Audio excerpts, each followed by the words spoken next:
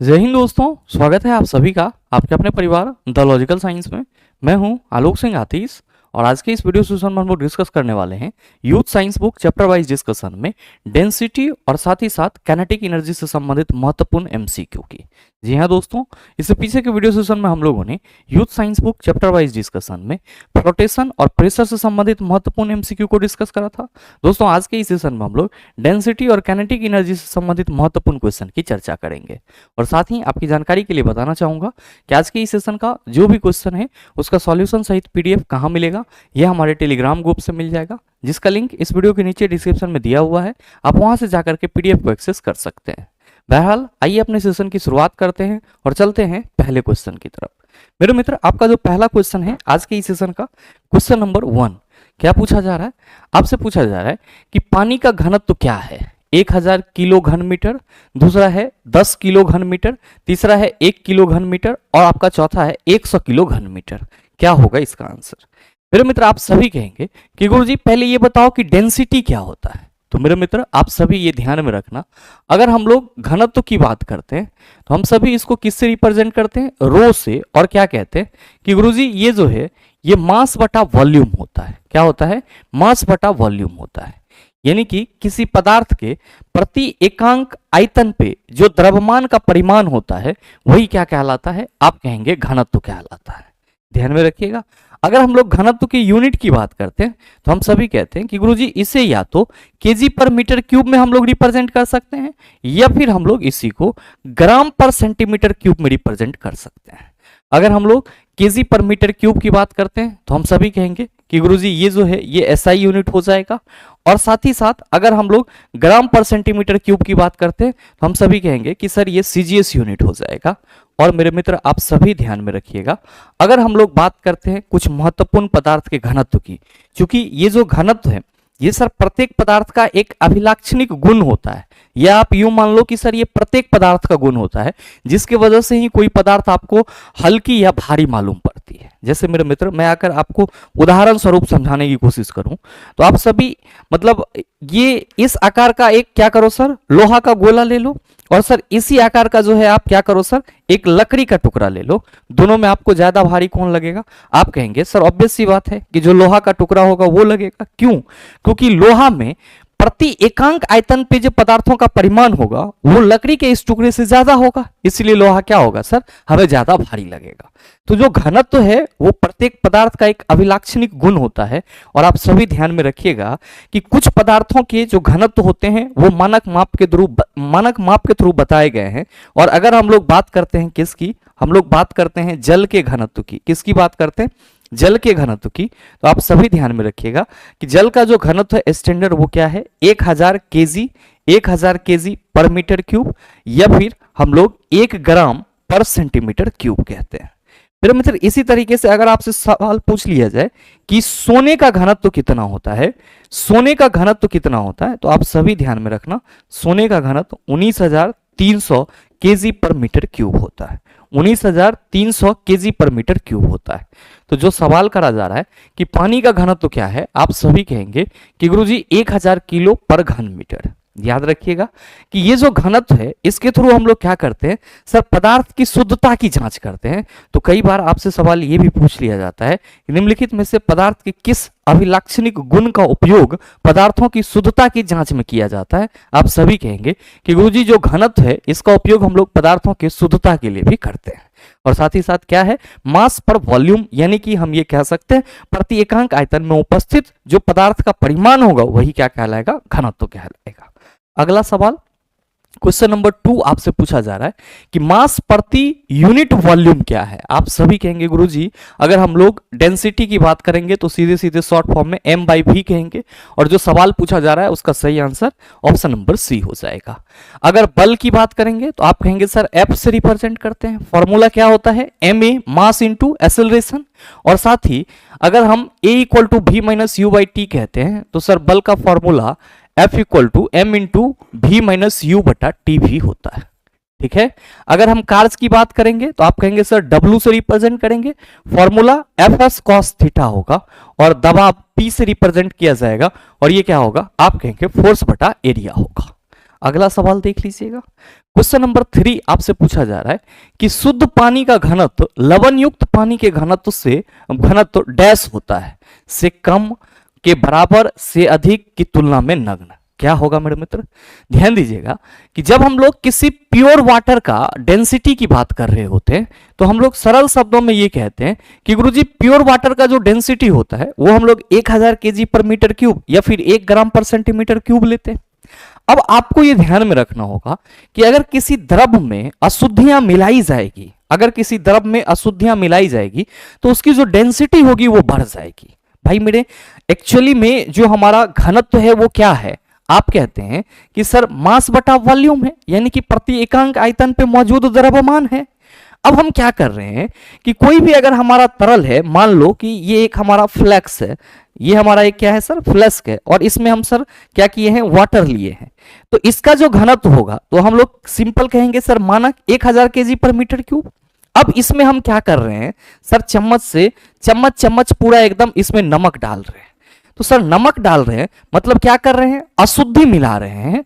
तो मेरे मित्र आप सभी ध्यान में रखेंगे कि जैसे ही अशुद्धि मिलेगी तो प्रति एकांक आयतन पे जो पदार्थों का परिमाण होगा वो बढ़ जाएगा, और हम सभी क्या कहेंगे कि सर जो हमारा अशुद्ध वाटर, यानी कि अशुद्धि मिलाने के बाद हमारा क्या हो गया सर? वो अशुद्ध हो गया साइंस की भाषा में, और जो अशुद्ध जल का घनत्व होगा वो क्या हो जाएगा? आप कहिएगा सर ज्यादा होगा। क्या होगा सर? ज्यादा। चूंकि प्योर वाटर का अगर हम लोग घनत्व लेते हैं तो कहेंगे sir 1000 KG per metre cube. अब उसमें नमक मिला रहे हैं तो प्रति एकांक आयतन में जो पदार्थों का परिमाण है वो बढ़ रहा है। आप कहेंगे सर इसका मतलब ये हुआ कि घनत्व ज्यादा होगा। तो जो सवाल करा जा रहा है कि शुद्ध पानी का घनत्व लवण युक्त पानी के घनत्व से डैश होता है, तो आप सभी कहेंगे कि सर शुद्ध पानी का जो घनत्व होता है वो लवण युक्त, यानी कि अगर सॉल्ट मिलाए हुए पानी की बात करेंगे या सेलिन वाटर की बात करेंगे तो उससे उसका घनत्व कम होगा। इसीलिए सही आंसर हमारा ऑप्शन नंबर ए हो जाएगा। मेरे मित्र याद रखिएगा, अगर इसी चीज को समझने के लिए हम आपको एक एग्जाम्पल दें, ये जो आप देख रहे हैं कि सर किसी समुद्र में बैठ करके पेपर पढ़ रहा है, ये सर रईसी का सबूत नहीं दे रहा है, ऐसा आप भी कर सकते हैं। ध्यान में रखिएगा कि अगर आप बात करते हैं सर किसकी?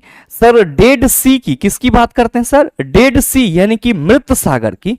तो आप सभी क्या कहिएगा कि गुरुजी ये मृत सागर का नाम हम लोग सुने हैं, क्यों इसे मृत सागर बोला जाता है? तो आप सभी पहले तो ये ध्यान में रखिएगा कि इसको हम लोग अरेबिक लेक के नाम से जानते हैं, और ये जॉर्डन और इजराइल के बीच में है। और मेरे मित्र इसको डेड सी इसीलिए कहते हैं क्योंकि इसमें जो सर सैलिनिटी होती है, मतलब प्रति एकांक आयतन में, इस जल में प्रति एकांक आयतन में जो सर नमक की मात्रा होती है वो बहुत ज्यादा है। और चूंकि ये बहुत ज्यादा सेलिन वाटर होता है, यानी कि बहुत ज्यादा लवणीय पानी होता है, इस वजह से इसमें जो सर समुद्री जीव या आप कह सकते हो समुद्री पौधे होते हैं वो सरवाइव नहीं कर पाते हैं। चूंकि इसके इस गुण के चलते इसे क्या कहा जाता है सर? मृत सागर कहा जाता है। अब मृत सागर कहने का मतलब ये नहीं है कि इसमें कोई भी व्यक्ति जाएगा तो वो डूब जाएगा या वो मर जाएगा। मेरे मित्र इस सागर में अगर कोई भी व्यक्ति जाएगा तो वो आसानी से इस तरह से तैरते हुए पेपर पढ़ सकता है, वो नहीं डूबेगा। क्यों नहीं डूबेगा? क्योंकि मेरे मित्र आप सबों को मालूम है कि सर कोई भी पदार्थ द्रव में तभी डूबेगा, कोई भी पदार्थ द्रव में तभी डूबेगा जब सर उसका घनत्व द्रव के घनत्व से क्या होगा? आप कहेंगे सर ज्यादा होगा। तो वो क्या होगा सर? पानी के अंदर डूब जाएगा। अगर किसी पदार्थ का घनत्व द्रव के घनत्व से कम है तो वो पदार्थ पानी के ऊपर तैरेगा। अब जो घनत्व है वो प्रति एकांक आयतन में मौजूद पदार्थ का परिमाण है, और हम बात कर रहे हैं डेड सी की, तो इसमें हम ये कह रहे हैं कि सर प्रति एकांक आयतन पे मौजूद जो नमक की मात्रा होती है या सॉल्ट की मात्रा होती है वो बहुत ज्यादा होती है। इस वजह से इसकी जो सर डेंसिटी होगी वो क्या होगी? आप कहेंगे सर डेड सी की डेंसिटी बहुत ज्यादा होगी। तो जाहिर सी बात है कि सर जब डेड सी की डेंसिटी बहुत ज्यादा होगी, इसकी घनत्व जो है वो बहुत ज्यादा होगी। सर किसकी? सर डेड सी की। तो हम और आप अगर इसमें जाएंगे तो सर हमारी और आपकी जो घनत्व होगी वो क्या होगी? आप कहेंगे सर इस डेड सी के पानी से कम होगी, इसीलिए हम इस पे सर बिना किसी मेहनत के आसानी से क्या कर सकते हैं? तैर सकते हैं। इसमें हम डूब नहीं पाएंगे, या इसमें कोई भी व्यक्ति या अन्य व्यक्ति डूब नहीं सकता है, और आसानी से इस तरह से पेपर पढ़ा जा सकता है। तो मेरे मित्र आप सभी ये ध्यान में रखना कि शुद्ध पानी और लवण युक्त पानी का घनत्व जो है वो क्या होता है। तो आप सभी कहेंगे, आप सभी यहाँ पे स्टार मार्क देकर के लिख लेना चाहिए इस चीज को कि शुद्ध पानी का घनत्व शुद्ध पानी का घनत्व, शुद्ध पानी का घनत्व जो है वो क्या होता है, कम होता है। किससे? आप सभी याद रखेंगे, लवण युक्त पानी से। किससे? लवण युक्त पानी से। अच्छा मेरे मित्र, इस चीज का एग्जाम्पल आप जो है अपने घर में भी कर सकते हैं। जैसे कोई नींबू ले लीजिए और एक कप पानी या एक गिलास पानी ले लीजिए। अब उसमें क्या करिए सर, दो गिलास लीजिए, दोनों ही कांच का होना चाहिए ताकि आप चीजों को ऑब्जर्व कर पाओ। और क्या करो सर, एक में आप, एक पानी के गिलास में सर 2 चम्मच आप नमक मिला दो और दूसरे में आप नमक नहीं मिलाओ। आप क्या देखोगे कि सर अगर नींबू को डाल रहे हो तो वो पानी में डूब जाएगा। किसमें? सर जिसमें आपने नमक नहीं मिलाया है। जिसमें आप नमक मिलाएंगे सर उसमें नींबू नहीं डूबेगा। रीजन क्या है कि सर जिसमें हमने नमक मिला दिया उसकी डेंसिटी बढ़ गई, तो उसकी डेंसिटी बढ़ गई वो क्या होगी, तो आप कहेंगे सर नींबू की जो डेंसिटी होगी उससे ज्यादा होगी। तो जाहिर सी बात है कि सर नींबू उसमें नहीं डूबेगा, जबकि दूसरे में आपने नमक नहीं मिलाया तो सर उसकी डेंसिटी क्या थी, आप कहेंगे सर जो पहले से था वही था, आपने नींबू को डाला, उसका जो सर घनत्व था वो क्या था सर, पानी के घनत्व से ज्यादा, जिस वजह से वो क्या हुआ सर, ग्लास में नींबू डूब गया। तो ये चीज भी आप सभी ध्यान में रखना। बहरहाल अगला सवाल देख लीजिएगा, क्वेश्चन नंबर 4, निम्नलिखित कारणों में से किसके कारण बादल आकाश में तैरते हैं? कोई भी चीज एक दूसरे के ऊपर फ्लोट करेगा, कब? आप कहेंगे सर जब उसका घनत्व जो है वो कम होगा। और मेरे मित्र, जो आपके बादल आकाश में तैर रहे होते हैं वो किसकी वजह से? आप सभी याद रखना, निम्न घनत्व की वजह से। किसकी वजह से? निम्न घनत्व की वजह से। हम, आप, कोई भी व्यक्ति पानी में तैर रहा होता है, किसकी वजह से सर? निम्न घनत्व की वजह से। अच्छा याद रखिएगा, आपने कभी किसी व्यक्ति को पानी में अपना सिर डुबो करके तैरते हुए देखा है? अगर कोई तैरता भी है तो कुछ देर के लिए, बाद बाकी सर जो व्यक्ति तैर रहा होता है उसका सिर क्या होता है, पानी से ऊपर होता है। तो आपको ये ध्यान में रखना होगा कि हमारे पूरे बॉडी का जो घनत्व है वो पानी के घनत्व से कम होता है, लेकिन हमारे सिर का घनत्व क्या है, पानी के घनत्व से ज्यादा है। इसीलिए अगर हम लोग सिर अंदर डाल करके तैरेंगे तो डूबने की संभावना क्या होगी, ज्यादा होगी। और इसीलिए तैराक क्या करता है सर, अपना सिर जो है वो बाहर रखता है और अपने बॉडी के सहारे तैरता है। अगला सवाल देख लीजिएगा, क्वेश्चन नंबर 5 आपसे कहा जा रहा है कि बर्फ पानी पर तैरती है क्योंकि इसका घनत्व पानी से अधिक है, पानी से कम है, शून्य होता है, पानी के समान होता है। आप सभी कहेंगे गुरुजी पानी से कम होता है। अगला देख लीजिएगा, क्वेश्चन नंबर 6 आपसे कहा जा रहा है कि पदार्थ के एक आयतन द्रव्यमान के, पदार्थ के एक एकांक आयतन के द्रव्यमान को क्या कहा जाता है? आप सभी कहेंगे सर पदार्थ के एक एकांक आयतन के द्रव्यमान को घनत्व कहा जाता है। अच्छा उत्प्लावन, इसकी चर्चा हमने कल ही करा है। क्या कहोगे कि सर जब किसी द्रव में किसी भी ऑब्जेक्ट को हम, किसी द्रव में किसी भी ऑब्जेक्ट को हम लोग क्या करते हैं, तो आप सभी कहेंगे कि पूर्णतः या आंशिक रूप से डुबोते हैं, तो इस वस्तु पर सर ऊपर की ओर एक बल कार्य कर रहा होता है और यह बल क्या कहलाता है? आप कहते हैं उत्क्षेप बल कहलाता है, या इसी को हम लोग क्या कहते हैं? उत्प्लावन बल कहते हैं। क्या कहते हैं? उत्प्लावन बल कहते हैं। तो ये चीज भी ध्यान में रखिएगा। अगला क्वेश्चन नंबर 7 कि चांदी का अपेक्षिक घनत्व 10.8 है, पानी का घनत्व 10⁻³ kg पर मीटर क्यूब है, एसआई मात्रक होगा में चांदी का घनत्व क्या है? मेरे मित्र, एसआई मात्रक में चांदी का घनत्व क्या है, ये चीज पूछा जा रहा है। ये लाइन आपका थोड़ा उल्टा हो गया है, आप सभी ध्यान में रखना। अगर हम लोग अपेक्षिक घनत्व की बात करते, किसकी बात करते हैं, चला अपेक्षिक घनत्व की बात करते हैं, तो हम सभी क्या कहते हैं कि गुरुजी अपेक्षिक घनत्व जो है वो किसी पदार्थ का घनत्व, किसी पदार्थ का घनत्व, किसी पदार्थ का घनत्व बटा सर 4 डिग्री सेल्सियस पर जल का घनत्व होता है। और 4 डिग्री सेल्सियस पर जल का घनत्व हम लोग कितना मानते हैं? 1000 kg पर मीटर क्यूब। तो हम लोग सिंपली इसको लिख सकते हैं पदार्थ का घनत्व बटा जल का घनत्व। तो जहां पे भी सर अपेक्षिक घनत्व की चर्चा की जाएगी, आप कहेंगे सर ये पदार्थ के घनत्व और जल के घनत्व का अनुपात होगा। क्योंकि मेरे मित्र अपेक्षिक घनत्व दो समान राशि का अनुपात है, इसीलिए यह ध्यान में रखना बहुत ही जरूरी है कि अपेक्षिक घनत्व की कोई यूनिट नहीं होती है। अपेक्षिक घनत्व की कोई यूनिट नहीं होती है, जबकि घनत्व की क्या होती है? आप सभी कहेंगे सर यूनिट होती है। सवाल कहा जा रहा है कि चांदी का अपेक्षिक घनत्व 10.8 है, तो मेरे मित्र यहाँ पे पदार्थ हमारा चांदी हो गया, तो चांदी का अपेक्षिक घनत्व 10.8 है। ये किसके बराबर होगा? सर चांदी के घनत्व बटा पानी के घनत्व के बराबर होगा। और हमको निकालना क्या है?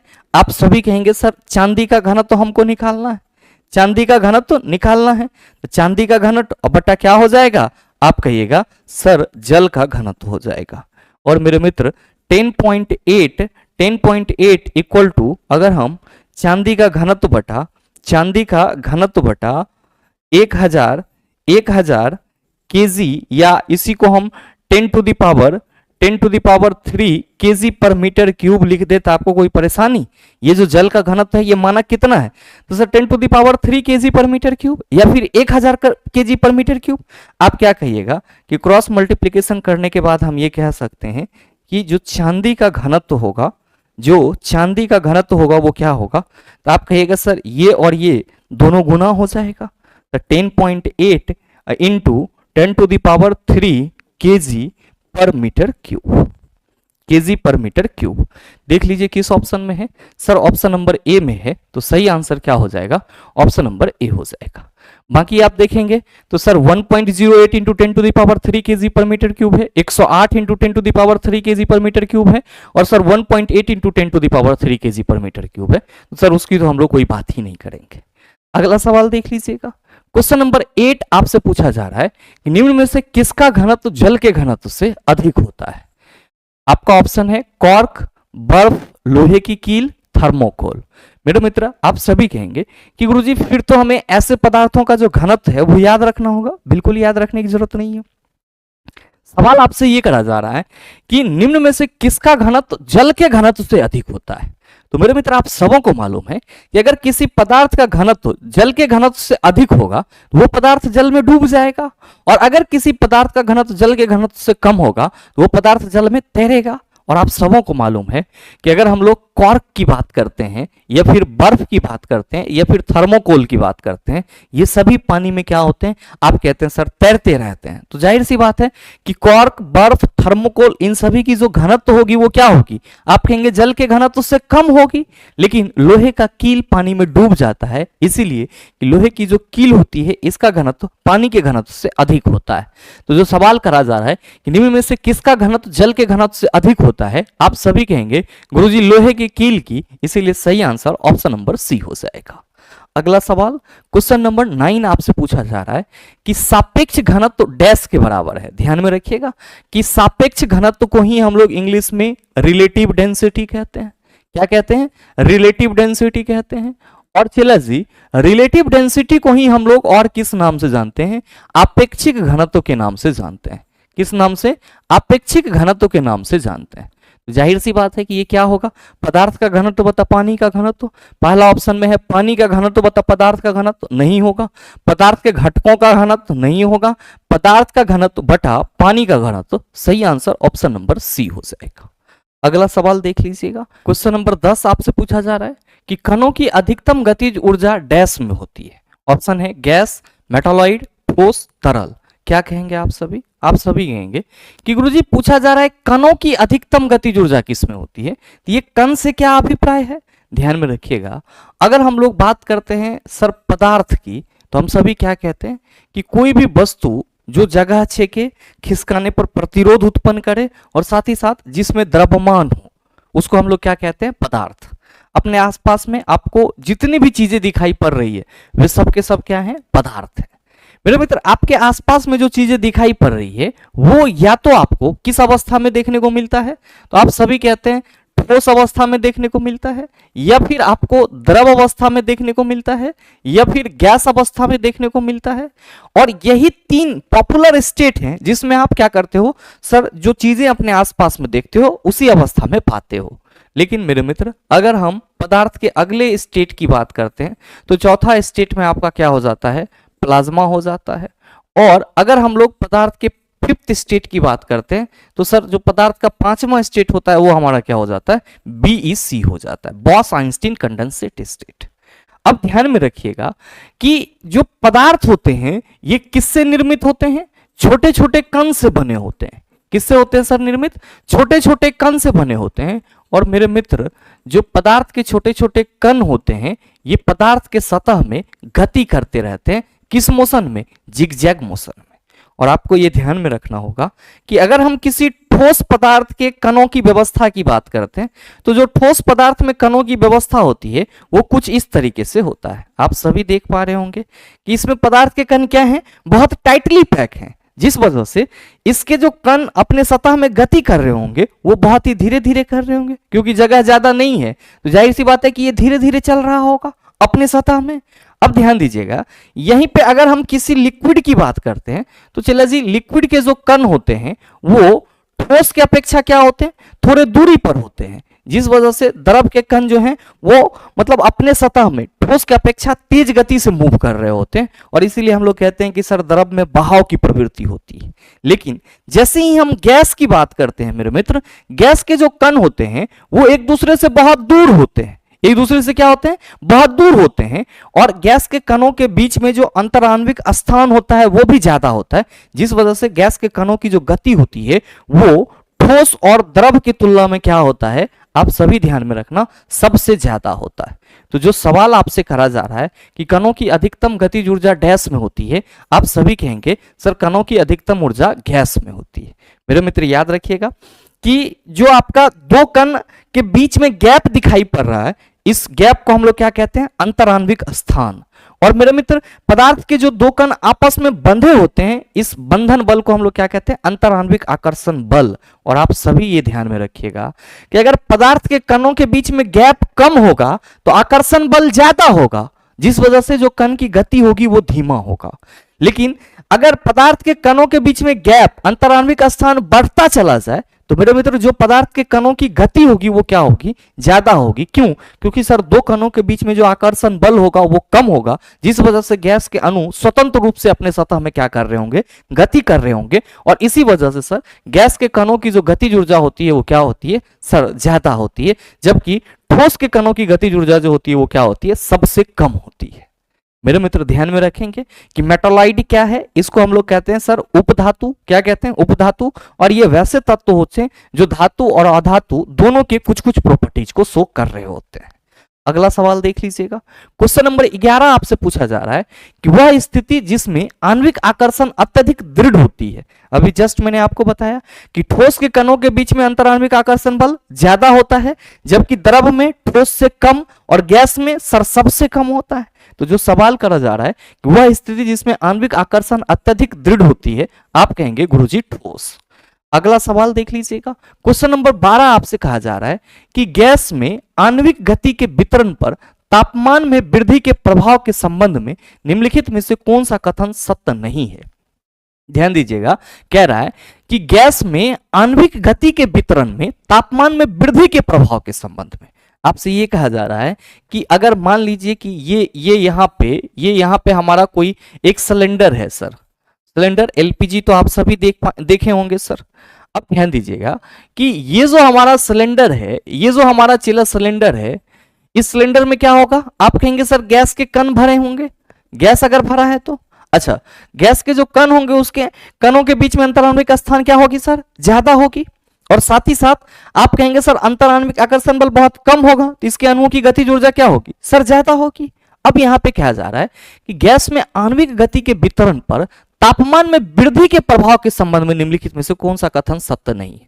तो पहला तो ये देखो कि अगर हम इस सिलेंडर को सर उष्मा दें, इस सिलेंडर को हम लोग क्या दें, उष्मा दें सर, किसी सर टॉर्च से या किसी नोजल से या किसी नॉब से, तो आप सभी क्या पाएंगे कि ये जो हीट एनर्जी इसमें ऐड होगा, ये जो हीट एनर्जी ऐड होगा, ये क्या करेगा, तो सर जो गैस के कणों की गतिज ऊर्जा है उसको बढ़ा देगा। क्यों?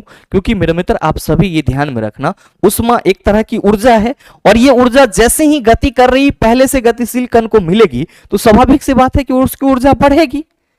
तो जाहिर सी बात है कि जब हम लोग गैस के आणविक गति की बात करेंगे और तापमान का प्रभाव की बात करेंगे तो हम कहेंगे कि ताप बढ़ाने से जो गैस के कणों की गतिज ऊर्जा होगी वो क्या होगी, सर बढ़ जाएगी, जिस वजह से वो अपने सरफेस में बहुत तेजी से क्या करेंगे, गति करेंगे। अब यहां पे कहा जा रहा है कि निम्न में से कौन सा कथन सत्य नहीं है। तो पहला है कि सर्वाधिक संभावित गति बढ़ जाती है, बिल्कुल सही है चिल्लाइए, ये आपका ऑप्शन। दूसरा है कि सबसे संभावित गति के साथ अणुओं का अंश बढ़ता है, ऐसा जरूरी नहीं है चिल्ला। अणुओं का अंश क्यों बढ़ेगा, क्योंकि इस सिलेंडर में जितना गैस होगा वो तो उतना ही होगा ना। जब हम गर्म करेंगे इसको तो सर इसकी जो कणों की गतिज ऊर्जा है वो मूव करेगी, तो वही आयतन मूव करेगी जो पहले से हमने रखा है। लेकिन यहां पे कह रहा है कि सबसे संभावित गति के साथ अणुओं का अंश बढ़ता है, जो कि क्या है सर, गलत है। जबकि वितरण व्यापक हो जाता है। मेरे मित्र बिल्कुल सही है कि जो गैसों के कणों का वितरण होगा वो व्यापक यानी कि बढ़ जाएगा, और वितरण वक्र के तहत क्षेत्र उतना ही रहता है जितना निम्न तापमान के नीचे होता है। तो आपसे पूछा जा रहा है कि सीधे सीधे कौन सा कथन सत्य नहीं है, तो आप कहेंगे सर ऑप्शन नंबर बी क्या है सर, सबसे संभावित गति के साथ अणुओं का अंश बढ़ता है, ये सत्य नहीं है। अगला सवाल देख लीजिएगा। क्वेश्चन नंबर 13 आपसे पूछा जा रहा है कि गैस अनुगति सिद्धांत के अनुसार परम शून्य तापमान की प्राप्ति तभी होती है जब गैस का आयतन शून्य हो, गैस का दाब शून्य हो, अणुओं की गतिज ऊर्जा शून्य हो, गैस का विशिष्ट ऊष्मा शून्य हो। मेरे मित्र आप सभी ये ध्यान में रखना, अगर हम लोग बात करते हैं परम शून्य ताप की, किसकी बात करते हैं, परम शून्य ताप की, तो इसको हम लोग क्या कहते हैं, एब्सोल्यूट जीरो टेम्परेचर। ध्यान में रखिएगा कि अधिक तापमान की कोई सीमा नहीं है, लेकिन अगर हम लोग न्यूनतम तापमान की बात करते हैं तो आप सबों को यह ध्यान में रखना होगा कि न्यूनतम ताप की सीमा है, और न्यूनतम ताप की सीमा क्या है, तो आप सभी ध्यान में रखना -273.15 डिग्री सेल्सियस। क्या है सर न्यूनतम ताप की सीमा, -273.15 डिग्री सेल्सियस। और मेरे मित्र इससे न्यून ताप, इससे कम ताप संभव नहीं है, इसीलिए हम लोग इसको क्या बोलते हैं, परम शून्य ताप, एब्सोल्यूट जीरो टेम्परेचर बोलते हैं। याद रखिएगा कि जो आपका परम शून्य ताप का वैल्यू होता है वो डिग्री सेल्सियस में नहीं होता है। अब -273.15 डिग्री सेल्सियस को अगर आप केल्विन में बदलेंगे तो आप सभी क्या कहेंगे कि गुरुजी इसमें हम +273 ऐड करेंगे। तो चला जी आप सभी ये ध्यान में रखिएगा कि अगर हम कहीं पे भी परम शून्य ताप की बात कर रहे हैं तो परम शून्य ताप का वैल्यू क्या होगा, 0 केल्विन। यानी कि जब टेम्परेचर को हम लोग केल्विन में व्यक्त करेंगे तो ये हमारा एब्सोल्यूट जीरो टेम्परेचर हो जाएगा, और इससे न्यूनतम ताप की कोई सीमा नहीं होती है। और ध्यान में रखिएगा कि इस न्यूनतम ताप पर जो गैस के अणुओं की गतिज ऊर्जा होती है वो क्या हो जाती है, शून्य हो जाती है। तो जो सवाल करा जा रहा है कि गैस अनुगति सिद्धांत के अनुसार परम शून्य ताप की प्राप्ति तब होती है जब अणुओं की गतिज ऊर्जा शून्य हो जाती है, तो सही आंसर ऑप्शन नंबर सी हो जाएगा। और साथ ही परम शून्य ताप आप कहेंगे 0 केल्विन, ये क्या है, न्यूनतम ताप, इससे कम ताप संभव नहीं है। अगला क्वेश्चन नंबर 14 आपसे पूछा जा रहा है कि ठोस, द्रव और गैस द्रव में विसरित होते हैं, विसरण के संबंध में निम्न में से कौन सा विकल्प सत्य है। द्रवों की विसरण दर ठोस या गैस की तुलना में अधिक होती है, बिल्कुल नहीं।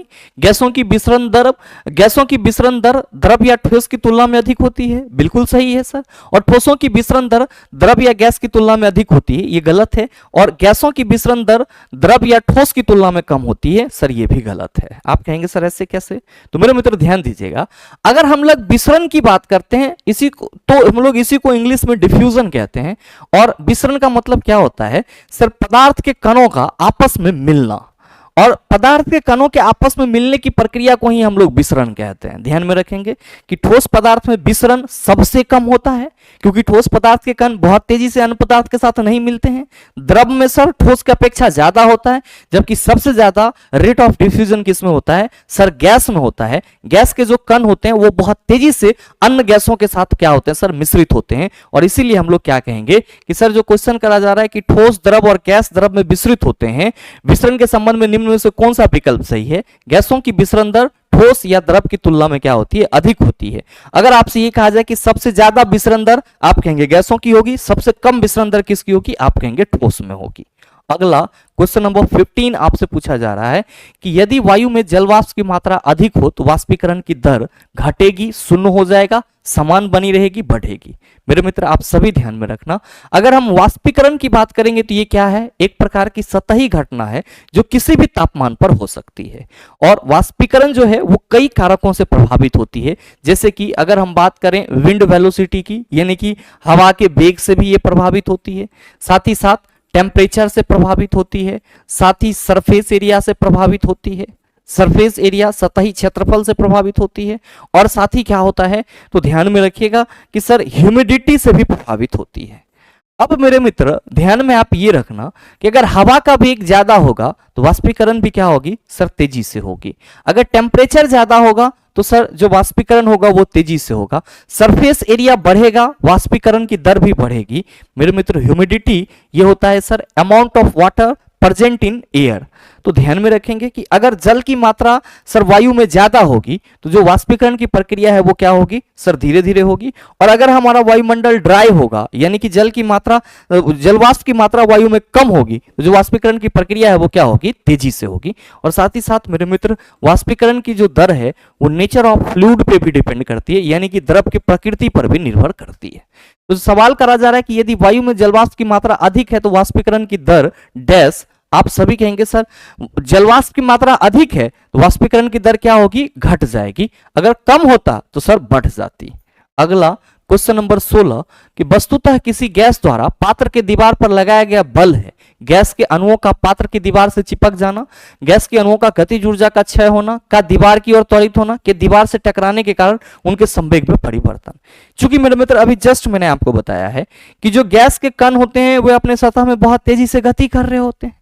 तो मेरे मित्र गैस के कण अपने सतह में जब बहुत तेजी से गति कर रहे होते हैं तो जाहिर सी बात है कि गैस के जो अणु होंगे वो आपस में बार बार टकरा रहे होंगे, और न सिर्फ अपने अणुओं के साथ टकरा रहे होंगे बल्कि वो बर्तन के दीवारों के साथ भी टकरा रहे होंगे। तो आप कहेंगे सर बार बार उसका वेग परिवर्तित होगा। और मेरे मित्र आप सबों को मालूम है कि किसी वस्तु के द्रव्यमान या किसी कण के द्रव्यमान और उसका जो वेग का गुणनफल होता है वो क्या होता है सर संवेग होता है। तो जो सवाल करा जा रहा है कि वस्तुतः किसी गैस द्वारा पात्र के दीवार पर लगाया गया बल है, गैस के अणुओं की दीवार से टकराने के कारण उनके संवेग में परिवर्तन, जो कि आपके इस क्वेश्चन का सही आंसर हो जाएगा। अगला सवाल देख लीजिएगा। क्वेश्चन नंबर 17 आपसे कहा जा रहा है कि ठोस के पिघलने के दौरान इसका तापमान ठोस की प्रकृति के अनुसार बढ़ या घट सकता है, बढ़ता है, घटता है, परिवर्तित नहीं होता है। मेरे मित्र आप सभी ध्यान में रखेंगे कि ठोस के पिघलने के दौरान इसके टेम्परेचर में कोई परिवर्तन नहीं होता है। क्यों नहीं होता है? क्योंकि सर जो हम ताप दे रहे होते हैं वो गुप्त उष्मा लेटेंट हीट के रूप में क्या होती है सर उस ठोस पदार्थ के जो अंतर आणविक आकर्षण बल है या फिर अंतर आणविक आकर्षण बंधन है उसको तोड़ने में लग जाता है। और हम लोग कहते हैं कि सर जो ठोस पदार्थ है उसके तापमान में कोई चेंजिंग नहीं होता है। और ध्यान में रखिएगा कि गुप्त उष्मा किसी भी पदार्थ के उसके अवस्था में परिवर्तन के लिए ऐसी उष्मा होती है जो पूरी तरह से छुपी हुई रहती है, और ये पदार्थ के तापमान में ना तो वृद्धि करती है और ना ही घटोतरी करती है। ये सिर्फ और सिर्फ पदार्थ के कणों के बीच में आकर्षण बल को क्या करती है तोड़ने का कार्य करती है। तो मेरे मित्र इसी क्वेश्चन के साथ आपका जो डेंसिटी और काइनेटिक एनर्जी वाला पोर्शन था वो पूरी तरह से कंप्लीट हो जाता है। और साथ ही आपकी जानकारी के लिए बताना चाहूंगा, अगर आप में से कोई भी मित्र हमारे साथ जुड़ करके अपने साइंस की तैयारी को एक नया आयाम देना चाहते हैं बदले हुए पैटर्न के साथ, तो मेरे मित्र आप सभी का स्वागत रहेगा RRB general science foundation live batch में। अगर आप लाइव पढ़ना चाहते हैं तो हमारे साथ लाइव बैच में जुड़ जाइए। अगर आप चाहते हैं कि सर साइंस और बेसिक साइंस एनडीटी हमें रिकॉर्डेड फॉर्मेट में मिल जाए तो मेरे मित्र रिकॉर्डेड क्लासेस भी द लॉजिकल साइंस ऐप पे अवेलेबल है। और अगर आप चाहते हैं कि सिर्फ बेसिक साइंस एंड ईडी की तैयारी करें सर आपके साथ, तो मेरे मित्र आप basic science and ED batch में भी जुड़ सकते हैं। ये सभी बैचेस आपको कहां मिलेगा? ये द लॉजिकल साइंस एप्लीकेशन पे मिल जाएगा, जिसको आप गूगल प्ले स्टोर से डाउनलोड कर सकते हैं। और मेरे मित्र इस किसी भी बैच से संबंधित किसी अन्य तरह की जानकारी के लिए आप 9065 97 पे कॉल या व्हाट्सएप कर सकते हैं। बहरहाल उम्मीद करते हैं यहाँ तक के सभी क्वेश्चन को आप आसानी से समझ पाए होंगे, और साथ ही ये वीडियो आप सबों को अच्छा लगा होगा। अगर आपको वीडियो अच्छा लगा तो वीडियो को लाइक कीजिएगा, ज़्यादा से ज़्यादा अपने दोस्तों के साथ शेयर कीजिएगा। और हाँ, अगर आप चैनल पर नए हैं तो सब्सक्राइब करके बेल आइकन दबा लीजिएगा, ताकि इस तरह के एग्जाम रिलेवेंट वीडियो का नोटिफिकेशन सबसे पहले आपके पास पहुंचे और आप उसको सबसे पहले देख पाओ। मिलते हैं फिर अगले सेशन में, तब तक के लिए best of luck. Thank you, have a nice day.